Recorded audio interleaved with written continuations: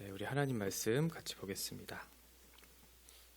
신명기 13장 1절부터 5절까지 우리 한 절씩 교독하겠습니다.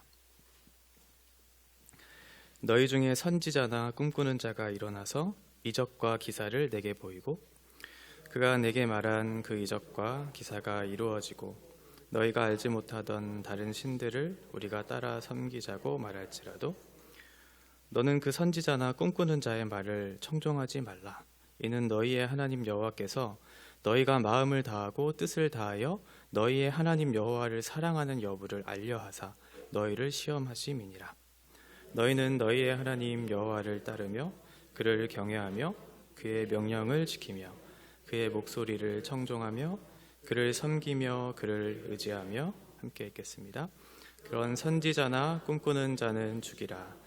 이는 그가 너희에게 너희를 애굽 땅에서 인도하여 내시며 종되었던 집에서 속량하신 너희의 하나님 여호와를 배반하게 하려 하며 너희의 하나님 여호와께서 내게 행하라 명령하신 도에서 너를 꿰어내려고 말하였음이라. 너는 이같이 하여 너희 중에서 악을 제할지니라. 아멘.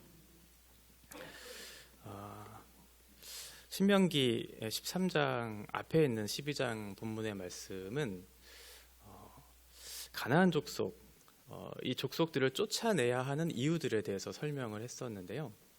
좀 오래돼서 기억 안 나실 수도 있는데 가나안 족속을 쫓아내야 하는 이유는 그들이 섬겼던 우상 때문이었어요.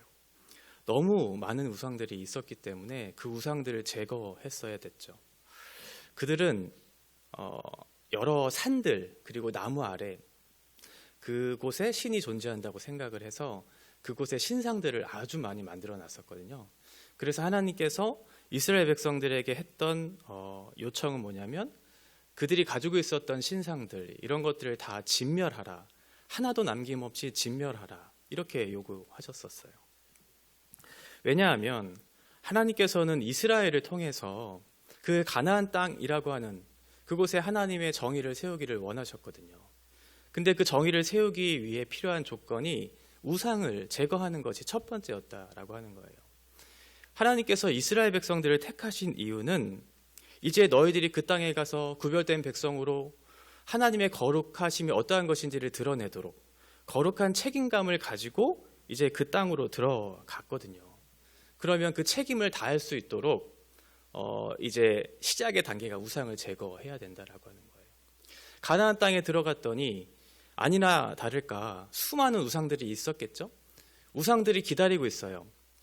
내가 거룩하게 거룩한 삶을 그 책임을 다해서 살고자 하는 그런 욕망을 또 그런 동기를 목적을 가지고 살아가려고 했던 사람들에게 눈앞에 있는 현실은 많은 우상들이에요. 그런 현실들 앞에 내가 어떠한 삶을 살아내야 될까라고 하는 선택의 그런 순간이 온 거죠. 오늘 본문은 그런 우상 숭배의 유혹이 어떠한 것인지를 먼저 설명해 주면서 하나님의 마음이 어디에 있는가, 하나님께서 원하시는 것이 무엇인지를 설명해 주려고 해요. 총 세 부류의 사람이 나와요. 이스라엘을 미혹하는 사람들의 부류가 나와요. 먼저 1절부터 5절에 보면 선지자들, 꿈꾸는 자들, 그러니까 신적 권위, 영적 지도자일 수도 있어요. 이런 사람들이 계속해서 미혹하는 거죠. 우상에 대해서.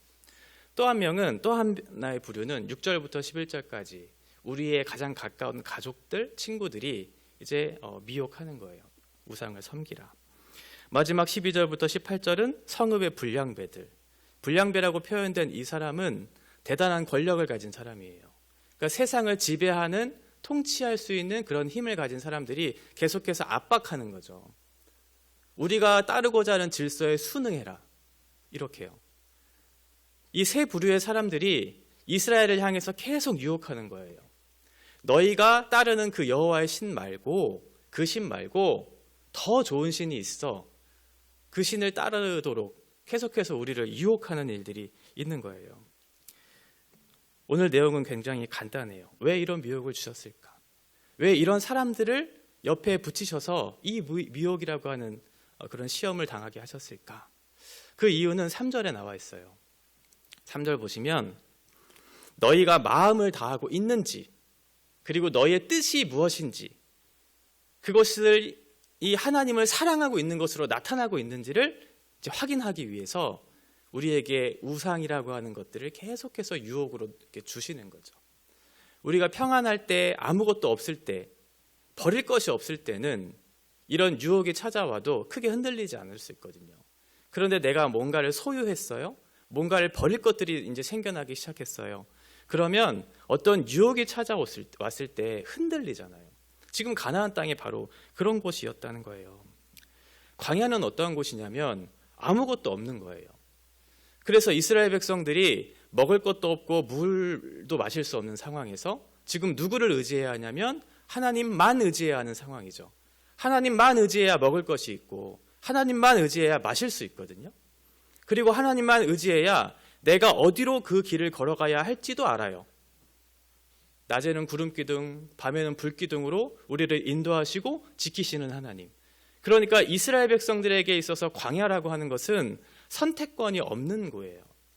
그러니까 하나님만 붙잡을 수밖에 없는 그곳이 바로 광야라고 하는 것이죠. 칠흑 같은 바다, 그 한가운데 배가 이렇게 떠다니고 있다고 한번 상상을 해보세요. 그러면 그 배가 그 바다를 벗어나서 육지로 도착할 수 있도록 하는 유일한 희망은 뭘까요? 등대겠죠. 칠흑 같은 바다 속에 저곳에 희미하게 불빛이 비치는 그것만을 붙잡고 그곳을 향해 나아갔을 때 비로소 내가 살 수 있다고. 그러니까 전적인 의지를 할 수밖에 없는 상황이거든요. 바로 광야가 그런 곳이었다는 거예요. 반면에 가나안은 어떠한 곳이에요? 이제 농사를 이제 지을 수 있는 상황이죠. 내가 열심히 땀 흘려서 수고하면 결실을 맺을 수 있는 곳이 바로 가나안 땅이에요. 그러면 내가 열심히 노력해서 뭔가를 수확했어요. 그러면 내가 자급자족할 수 있다는 그런 생각이 들겠죠. 내가 하나님만 의지하지 않아도 내가 먹고 살 수 있는 문제를 해결할 수 있구나라는 그런 생각이 들 수 있어요. 광야에서 매번 장막을 치고 이동하고 또 장막을 치고 이동했던, 그런데 가나안 땅은 어때요?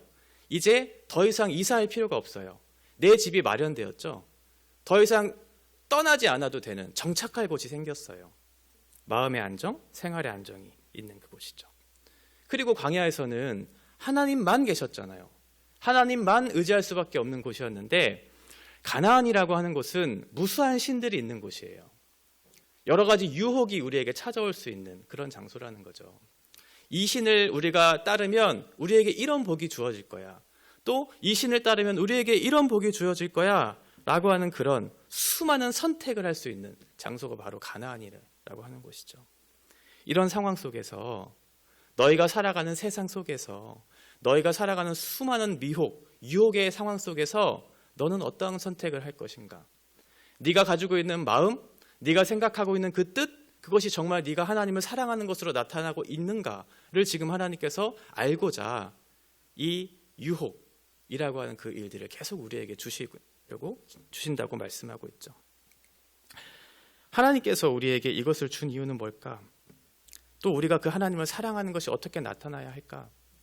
오늘 본문은 모세는 굉장히 간단하게 설명하고 있어요.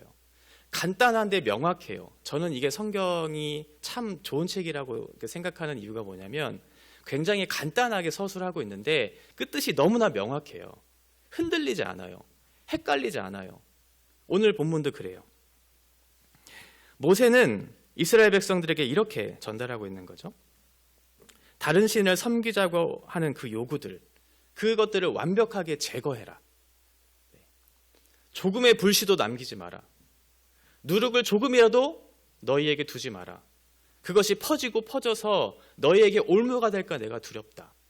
그것이 우리의 우상을 섬길 수 있는 불씨가 될 수 있잖아요. 그 불씨조차도 남기지 말라고 오늘 본문은 얘기하고 있어요. 그래서 모든 것들을 제거하라고 얘기하고 있거든요. 우리가 사는 이 세상 속에 제거해야 될 우상들이 많이 있죠. 그 우상들을 어떻게 제거해야 되냐면 오늘 본문에서는 죽이라고 표현하고 있어요. 죽이라. 5절에 보면 선지자나 꿈꾸는 자 죽이라. 10절 가족과 친구들 돌로 쳐 죽이라. 15절 주민을 칼날로 죽이라. 너희에게 우상을 섬기자고 이렇게 유혹하는 사람들 죽이자. 근데 문제는 뭐냐면 그 대상들이 너희 중에라고 하는 거예요. 이스라엘 백성들 그 안에 있다는 거예요. 외부의 어떤 사람들, 어떤 상황들을 우리가 물리치고 없애는 게 아니고 너희 중에 있는 그 우상을 섬기자고 미혹하는 사람들을 죽여라. 이렇게 얘기하고 있어요. 굉장히 좀 무서운 말씀이고 좀 받아들이기 어려운 말씀이에요. 이스라엘 공동체 안에 있는 사람, 그 사람을 죽이라. 우리 음현동 교회에 누군가 이렇게 얘기해요. 우상을 좀 섬겨보자고. 그러면 어떻게 해야 돼요? 그 사람을 죽일 수 없잖아요. 그렇죠? 그 너희 동족 중에 우상을 섬기자고 이렇게 유혹하는 사람들을 성경에서는 죽이라고 얘기하고 있는데 우리 우면동 교회의 성도들, 지체들을 죽일 수 없잖아요. 그러면 이 말씀을 우리에게 어떻게 적용시켜야 될까요? 타인을 향한 죽임이 아니라 내 안에 있는 이 영적 하나님을 향한 우상 숭배하고자 하는 그런 마음들을 제거하라는 거예요. 왜 그럴까요? 이 우상은 어떤 거죠? 남이 만들어서 나에게 준 게 아니잖아요. 우상은 내가 만드는 거예요. 나의 말과 나의 생각이 투영된 거예요. 왜냐하면 자기를 위해서 만드는 게 우상이거든요. 그러니까 너의 마음속에 있는 그 마음, 그 본뜻, 너희가 정말 추구하고 사랑하는 그것이 무엇인지를 알고 밝혀서 하나도 남김없이 죽이라는 거예요. 내 안에 있는 우상들, 이게 무엇인가를 밝히 알고 그것을 죽이라. 네가 하나님을 마음을 다해서 뜻을 다해서 사랑하는 그것이 어떻게 나타나야 하냐면, 어떻게 구분할 수 있냐면 그 시금석은 뭐냐면 네가 우상을 섬기고 있는가 아니면 하나님을 섬기고 있는가. 굉장히 간단하죠. 그런데 명확해요. 네가 정말 하나님을 사랑하고 있어? 마음과 뜻을 다해서 사랑하고 있어? 그러면 하나님만 섬기라는 거예요. 신앙은 아주 아름다운 미사옥으로 이렇게 포장해서 설명하는 게 아니에요. 나는 이런 믿음을 가지고 있어. 나는 하나님을 정말 사랑해. 이렇게 누군가에게 이것을 표현하는 것으로 증명되는 것이 아니라는 거예요. 신앙은 우리의 전 인격이 하나님 앞에 어떻게 반응하고 있는가가 그게 핵심이죠. 내가 하나님을 얼마큼 알고 있고 그 아는 지식이 내 마음을 요동치고 있고 그 요동치는 마음이 나의 삶을 결정적으로 움직이고 있는가. 그것을 보면 그 사람이 진짜 하나님을 사랑하고 있는지 아니면 사랑하지 않고 우상을 섬기고 있는지 그것을 확인할 수 있다는 거죠. 이 세 부류의 사람들이 뭐라고 계속해서 미혹을 하냐면 첫 번째 부류가 이제 그 신적 권위를 갖고 있었던 사람들이죠. 이 사람들이 이적과 기사를 보여줘요. 그러면서 다른 신들을 우리가 따라 섬기자. 이 이적과 기사를 일으킬 수 있는 이 신, 이것을 보여주면서 대단하지 않냐? 이 신을 우리가 따르자라고 그렇게 얘기하는 거죠.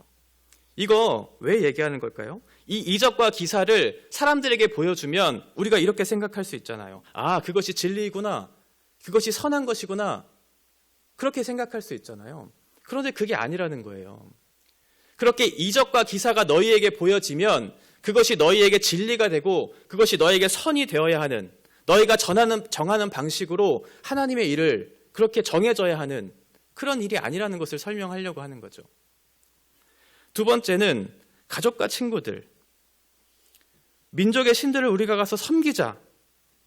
가장 가까운 사람들이에요. 생명을 나눌 정도로 친분이 있는 사람이에요. 어쩌면 내 생명도 아낌없이 줄 수 있는 그런 사람들이에요. 그런데 그 사람이 다른 신을 섬기자. 너무 소중한 가족이잖아요. 그러면 그 가족을 포기하지 못해서 그 가족의 말을 따라 살아가는 것이 그것이 우리가 정하는 방식으로 진리가 될 수 있는가? 그걸 묻고 있는 거예요. 내가 소중하게 아끼는 그 사람이 이게 진리라고, 저 신을 섬기는 것이 옳다고 여기면 그게 진리가 되는가? 라는 거죠. 세 번째, 힘이 있는 권력자. 다른 신들을 우리가 가서 섬기자. 힘이 있는 권력자가 얘기해요. 압박해요. 때로는 우리를 협박하면서 이렇게 따르는 게 옳다고 얘기해요. 이게 세상이 원하는 거야. 이 기준에 부합해야지. 그래야 너희가 성공을 얻을 수 있지. 그래야 너희가 추구하는 참된 행복을 얻을 수 있어. 라고 그렇게 유혹해요. 그리고 많은 사람들이, 대다수의 사람들이 그것을 동의해요. 그러면 그것이 진리가 돼요? 아니라는 거예요. 우리가 정하고 우리가 원하고 대다수의 사람들이 맞다고 옳게 여기는 것이 그게 진리가 될 수 있는가? 그렇지 않다는 거죠. 이게 미혹하는 말, 우리에게 계속해서 도전하는 말이에요. 가까운 사람들로부터 말을 들어요. 그리고 어느 정도 권위가 있는 사람들로부터 말을 들어요. 그리고 힘이 있는 그 사람들로부터 말을 들어요. 그러면 우리가 헷갈리기 시작하죠. 어떤 선택을 해야 될까? 세상은 너무나 많은 미혹의 그런 종류의 것들이 많고 우리에게는 선택할 수 있는 자유가 생긴 가나안 땅에 있어요. 한 가지만 있는 것이 아니죠. 그때 선택하라는 거예요. 너의 마음과 너의 뜻이 하나님을 사랑하고 있는지. 하나님의 말씀은 어때요? 하나님의 말씀은 적극적으로 첫 번째 보면 하라고 얘기해요. 여호와를 따르고 그를 경외하고 그의 명령을 지키고 그의 목소리를 청종하고 그를 섬기고 그를 의지해라. 이게 하나님의 말씀, 하나님의 뜻이라는 거예요. 하나님께서는 타협점이 없어요. 하나님께서는 정해주시는 분명한 뜻이 있어요. 헷갈리지 않아요. 명료해요. 그리고 간단해요.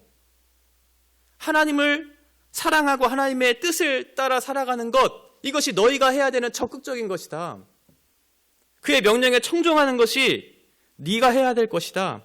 그를 의지하며 그를 경외하며 살아가는 것이, 그것이 너희가 살아가는 방식이라고 규정해주고 그 정하는 방식을 따라 살아내라고 말씀하고 있죠. 두 번째는 하지 말라는 거예요. 우상을 섬기는 자들, 그들을 어떻게 대해야 하냐면 그를 따르지 말고 듣지 말고 긍휼히 여기지 말고 애석히 여기지 말며 덮어 숨기지 말라. 네가 사랑하는 가족, 네가 사랑하는 이웃, 그 사람들이 이것이 옳다고 여겼어. 그런데 그것이 잘못되었다는 것을 내가 알았다면 그의 말에 청종하지 말라는 거예요. 그 사람의 관계가 끊어질까 염려하면서 내가 그것을 애석히 여기고 그것을 불쌍히 여기는 마음조차도 갖지 말라는 거예요. 따르지 마라. 일말의 여지가 없어요. 불씨를 남기지 말라는 거예요. 세 번째는 없애라고 얘기하죠. 너는 마땅히 그 성읍 주민을 칼날로 죽이고 그 성읍과 그 가운데에 거주하는 모든 것과 그 가축을 칼날로 진멸해라. 이게 하나님의 방식이에요. 적극적으로 해야 될 것, 적극적으로 하지 말아야 될 것, 너의 주변의 상황들, 조건들을 없애야 할 것, 이것들을 명확하게 얘기해 주죠. 지금 하나님께서는 뭐 얘기하시려고 하는 걸까요? 너의 삶의 관점, 너의 삶의 방식, 그 주체가 누구냐는 거죠. 네가 바라보고 있는 삶의 관점들, 그 방식을 이끌어가는 것이 바로 하나님이냐 아니면 너냐, 너의 인생의 주인은 누구이냐, 이걸 묻고 있는 거예요. 하나님은 너그러우신 분이시죠. 그죠? 그런데 하나님께서는 신앙에 있어서는 타협이 없어요. 하나님만 정하실 수 있는, 이것이 바로 신앙이고, 사람들이 만들어내고 합의해서 결정지을 수 있는 건 그건 신앙이 아니에요. 그건 진리가 아니에요. 하나님만이 하실 수 있는 권리예요. 절대 주권이죠. 하나님만이 정할 수 있는 거예요. 우리가 합의하고 이해되고 우리가 옳다고 여기는 것이 진리가 되는 것이 아니라는 거예요. 우리가 의논해서 정하는 것이 진리가 될 수 없다는 거예요. 우리가 정하는 방식이 곧 진리라고 얘기하지 않는다는 거예요. 그러면 우리가 정해놓은 방식, 우리가 만들어 놓은 규범들이 있을 수 있잖아요. 어쩌면 이것이 우리의 신앙의 우상이 될 수도 있다는 것을 설명해 주고 있는 거죠. 하나님의 말씀에 위배되는 것, 그런데 우리가 가지고 있었던 전통, 우리가 가지고 있었던 경험, 우리가 추구하는 비전, 가치, 이런 것들도 우상이 될 수 있다는 거예요. 하나님께서는 이런 교회를 기뻐하시겠지. 하나님께서는 이런 사명을 우리에게 주셨겠지. 우리의 정체성은 이런 것이겠지. 이것을 스스로 자부해요. 스스로 정당화하면서 그 일을 해나가고 있어요. 그런데 어쩌면 그것이 우상이 될 수 있다고 얘기하는 거예요. 그래서 우리가 중요하게 여겨야 할 것은 무엇이냐면 성경적 교회. 앞에 있는 성경적이라는 말이 그래서 중요해요. 성경적 신앙생활, 이거죠. 우리가 생각했을 때 이 시대에 필요한 교회의 역할은 이런 것일 거야. 하나님께서 우리 교회에 주신 사명은 이런 것일 거야. 이것을 하면 하나님께서 기뻐하실 거야 라고 생각하는 우리가 정하는 방식 모두, 이것이 어쩌면 우상이 될 수도 있다는 거예요. 굉장히 신중하게 살펴야 되겠죠. 우리는 언제든지 실수할 수 있고 우리가 그동안 해왔던 기존의 방식들이 있고, 그러면 그것을 바꾸어내기 위해서는 굉장한 노력과 용기가 필요할 때가 있어요. 그런데 하나님께서 우리에게 말씀해 주실 때, 그게 하나님께서 우리에게 말씀해 주시는 성경적 교회, 성경적 신앙생활이라고 판단되고 확신됐을 때 그것을 바꾸어낼 수 있는 용기가 우리에게 있어야 되죠. 우리가 이미 정하는 방식이 있었고 우리가 추구하는 방식이 있었으니 그것이 진리일 거야 라고 스스로 착각하는 것들이 있다면 과감하게 하나도 남김없이 진멸하라고 우리에게 말씀하고 있는 거죠. 가까운 사람이 얘기했다고 해서, 어떤 영적인 권위자가 얘기했다고 해서 그것이 진리가 되는 것이 아니다. 근데 눈에 보이는 것들이 있잖아요. 영적인 권위자, 수많은 이적과 기사들, 가까운 지체들과 친구들이 이것이 옳다고 여기게끔 말하는, 이것이 옳지 않을까? 라고 생각하게끔 하는 수많은 일들이 우리 가운데 있죠. 근데 그것을 분별하기도 힘들지만, 분별한다 해도 그것을 결정하고 그것을 따라 행동하기까지는 엄청난 용기가 필요하다는 거예요. 그런데 하나님은 간단하게 말씀하시죠. 명료해요. 그렇게 하지 말고 내가 말하는 방식을 따라라. 인간이 죄를 가진 이유가 뭘까? 죄의 뿌리가 뭐죠? 결국 하나님처럼 되고 싶은 거잖아요. 그렇죠? 그건 하나님의 통제 아래 내가 살기를 거부하는 거예요. 그건 내가 나의 삶의 주인이 되겠다는 선언이에요. 내 삶의 주인은 나고 내가 살아가는 방식은 내 것이어야 된다. 이게 우리가 정하는 방식들이죠. 하나님의 말씀과 우리의 생각이 충돌하는 지점이 있을 때 우리는 무엇을 선택해야 할까요? 정답은 알고 있죠. 하나님의 말씀을 선택해야 돼요. 근데 오늘 말씀은 이렇게 얘기해요. 너의 제 내부 안에 있는 적들을 제거하라고. 그러니까 우리가 생각하는 것, 이것이 하나님의 말씀과 불일치를 이룰 수 있잖아요. 그때 우리가 해야 될 건 뭐냐면 우리의 생각을 제거하는 거예요. 우리의 생각, 우리가 정하는 방식이 우상이 될 수 있으니까요. 그것을 제거하는 방식으로 하나님의 뜻을 쫓아내라. 살아내라. 예를 들면 이런 거죠. 기도하면 내가 하나님의 자녀니까 병이 나아야 돼요. 기도하면 내가 하나님의 자녀가 되니까 물질의 복을 받아야 돼요. 그리고 자녀가 잘 돼야 돼요. 이렇게 행복이라고 하는 것을 스스로 규정해요. 그리고 그 규정에 대해서 보상이 없으면 하나님 없다고 판단하죠. 이게 우리가 정하는 방식이에요. 하나님의 생각은 그것과 다르거든요. 하나님께서는 우리를 구원하신 분명한 계획과 목적이 있어요. 물론 우리를 병 고쳐주실 수도 있고 우리를 잘되게 하실 수도 있고 물질의 복을 주실 수도 있어요. 그런데 그게 하나님께서 우리를 향한 그 구원의 계획과 목적이 아니라는 거예요. 보다 더 근본적인 이유가 있죠. 하나님께서 우리를 부르신 이유는 무엇이냐면 죄와 사망의 그늘 아래 있던 너희가 그 비참한 상태에 있는 것을 내가 원치 않는다. 의와 진리의 그 거룩으로 옷을 입고 새로운 사람이 되어서 네가 원래 가지고 있었던 그 형상과 지위가 회복되기를 바라는 마음으로 당신께서 스스로 십자가에 달려 죽으신 건데, 그 하나님의 본 뜻을 알지를 못하고 우리가 원하는 방식, 우리가 추구하는 그 세상의 방식을 따라서 하나님을 규정해놓고 하나님은 이래야 한다고 정해놓고 이것을 보상하지 않으면 하나님은 없는 것이라고, 나와 함께하지 않는 그런 하나님이라고 그렇게 얘기하는 거죠. 이게 곧 이 계명을 무시하는 거예요. 하나님은 분명히 형상을 만들지 말라고 했거든요. 형상을 만들지 말라는 건 형상을 정하지 말라는 거예요. 너희가 그 형식을 정하지 말라는 거예요. 내가 원하는 상이 있어요. 내가 원하는 상이 있다고요. 그러면 그 상을 만들어 놓고 그 상을 이루어지기를 기도하죠. 그리고 그것이 이루어졌을 때 비로소 나의 하나님이 되는, 그렇게 믿지 말라는 거예요. 너희가 모든 것들을 선택할 수 있는 자유로운 그 상황 속에서 우상의 미혹이 왔을 때 너의 마음과 너의 뜻이 정말 하나님을 사랑하고 있는가를 알 수 있는 유일한 시금석은 내가 정한 방식을 내가 따르고 있는가, 아니면 하나님께서 정해주신 그 진리의 말씀을 내가 따르고 있는가, 이것을 보면 알 수 있다는 거예요. 어디서요?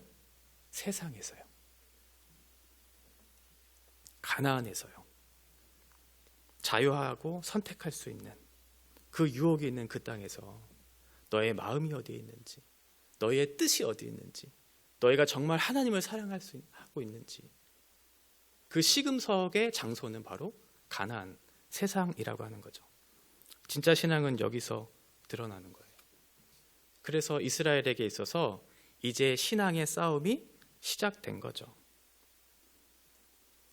십자가만 걸면 교회로 몰려오던 때가 있었다고 들었어요.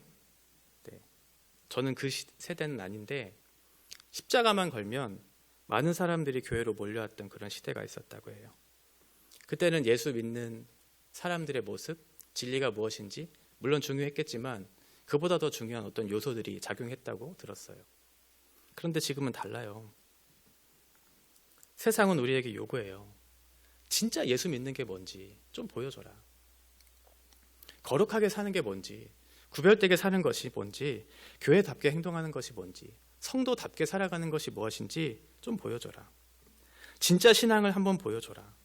똑같은 방식, 똑같은 관점으로 살아내는 것 말고 너희가 정말 추구하고 너희가 정말 가치 있게 여기는 그 삶의 방식을 좀 보여줘라고 우리에게 요청하고 있는 시대예요.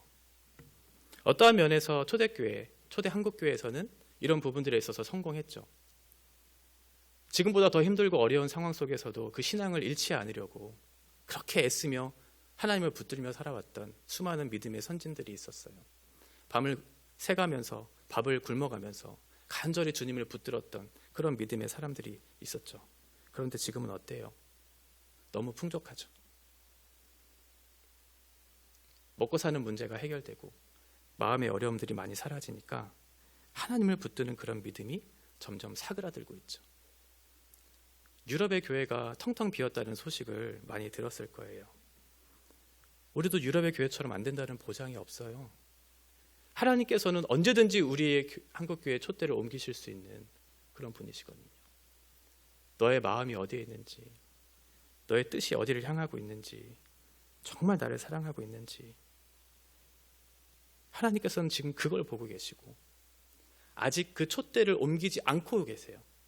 그러면 우리가 낙심하고 불평하고 원망하는 것 대신 하나님께서 아직도 그 은혜의 때를 우리들에게 주시고자 하는 마음을 보여주셨다면 우리의 마음을 다해 뜻을 다해 나의 하나님을 사랑하면서 내가 정하는 방식이 아니고 하나님께서 정해주신 그 방식에 그 말씀에 내가 합치된 삶을 살아내기 위해서 몸부림쳐야 되겠죠.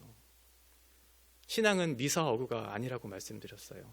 내가 문제의식을 갖는다고 해서 내가 그렇게 살고 있는 것은 아니에요. 내가 어떠한 화려한 말로 그것을 설명하고 있다고 해서 내가 그것을 추구하고 있는 것은 아니에요. 내가 정말 하나님의 사람답게 마음을 다해 뜻을 다해 정말 하나님을 사랑하고 있다면 그 자리에서 몸부림치는 것들이 우리 가운데 있어야 되겠죠. 아직 은혜의 때 우리에게 주시고자 하시는 하나님의 은혜가 있다는 것을 우리가 기억하면서 우리에게 주신 이 자리 속에서 우리의 마음을 하나님께 드리고 우리의 뜻을 드리고 정말 하나님을 사랑하면서 하나님께서 정하신 그 방법대로 때로는 불완전하고 연약한 그런 모습들이 보일지라도 우리의 마음속에 주님을 향한 사랑으로 몸부림치면서 이 땅을 살아낼 때 하나님께서 우리에게 주시고자 하시는 그 복이 무엇인지를 우리의 눈으로 보게 될 것이고 우리가 그토록 바라는 우리 다음 세대들의 그 믿음이 끊이지 않도록 하나님께서 우리 한국교회에 은혜를 주실 거예요. 바라기는 지금 우리가 당면한 이 시대적 현실 속에서 그저 문제만을 그렇게 의식하고 문제만을 꼬집는 그런 것을 벗어나서 하나님께서 우리에게 주어진 자리, 그 속에서 신앙으로 살아내는 것이 어떠한 것인지를 우리를 통해서 보여줄 수 있도록, 우리를 통해서 경험할 수 있도록 우리가 한 걸음 한 걸음 걸어가는 것이 중요하다고 생각해요. 우리가 정하는 방식을 버리고, 한 번에 버리기는 어렵겠죠.